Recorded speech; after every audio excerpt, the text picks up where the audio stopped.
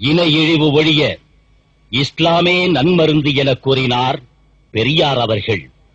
திராவிட உத்தியோகஸ்தர்கள் SIR employees association சங்கத்தாரின் சார்பில் பெரியார் அவர்களுக்கு திருச்சியில் 1947 ஆண்டு மார்ச் மாதம் 18ஆம் தேதி 1080 ரூபாய் கொண்ட பணமுடிப்பு அளிக்கப்பட்டது.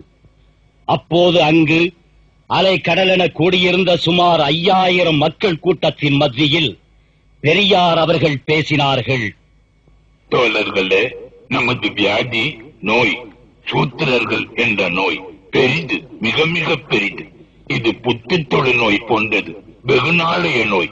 இதுக்கு ஒரே ஒரு மருந்து தான், அது இஸ்லாம் தான். இதை தவிர வேறு மருந்து இல்ல. இது இல்லாட்டி வேதனைப்பட வேண்டியதான். ஆமா, தூக்கம் மருந்தும் போத மருந்தும் கொண்டு நோய் இம்சை தெரியாம நாளும் பணம் போல கலக்க வேண்டியதான். நோய் தீர்ந்தெழுந்து நடக்க இன்றைய நிலையில் இஸ்லாம் தான் மிகச்சிறந்த மருந்து. ஆமா, அதுதான் நாடு கொடுக்கும், நிமிர்ந்து நடக்க செய்யும், வீரம் கொடுக்கும் மருந்தாகும். இஸ்லாம் என்றால் முகமது நபிகள் மதம் என்றோ, இங்கு லுங்கி கட்டி கொண்டு அளந்து தாடி வைத்துக் கொண்டிருக்கும் சாஹிபு, ராவுத்தரு, மரைக்கார், மாப்பிள்ளை என்கின்றவர்கள் மதம் என்றோ கருதி விடாதீர்கள். இஸ்லாம் என்பது சாந்தி, பணிவு, பக்தி என்ற பொருள்படும் அரபு சொல்.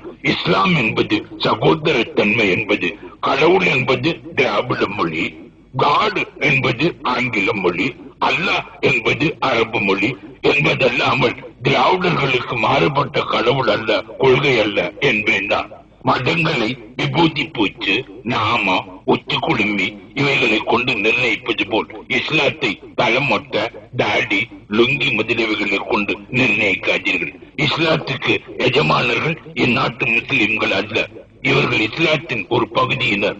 மலையாள மாப்பிள்ளைமார் மற்றொரு பகுதியினர், ஈஜிப்தார் மற்றொரு பகுதியினர், ஜப்பான் ஜெர்மன் இஸ்லாமியர்கள் மற்றொரு பகுதியினர், ஆப்பிரிக்கர், நீக்ரோபர், அபிசீனியர் ஆகிய இஸ்லாமியர் மற்றொரு பகுதியினர். இவர்கள் இத்தனை பேருக்கும் ஒரே கடவுள், அதுவும் உருவம், பெண்டு, பிள்ளை, சோறு சாறு வேண்டாததும் அற்றதுமாகும். உடன்பிறப்பு, சம உரிமை, கட்டுப்பாடு இவைதான் பொது. மற்றவைகள் எல்லாம் காலதேச வர்த்தமானங்களை பொறுத்தது. இவை ஒன்றாய் இருப்பதால் தான் 60 கோடி மக்கள் உலகில் எந்த பாகத்தில் இருந்தாலும் உடன்பிறப்பாய் இருக்கின்றார்கள். நான் இஸ்லாத்துக்கு வக்காலத்து பேசவில்லை, பிரச்சாரம் செய்யவில்லை. இது உண்மை, உண்மை. இன இழிவு நீங்க இஸ்லாம் என்கின்ற மந்திரம் தான் நம்மை மனிதராக்க முடியும். இதை நான் இன்று சொல்லவில்லை, நேற்று சொல்லவில்லை. 1919, 1920 முதல் இன்று வரை 28 வருடங்களாக சொல்லி வருகின்றேன். என் அன்புள்ள அருமை திராவிட சகோதரனே, இதற்கு இஸ்லாத்தை தவிர ஒரு மருந்து சொல். இப்போது சொல்லாதே.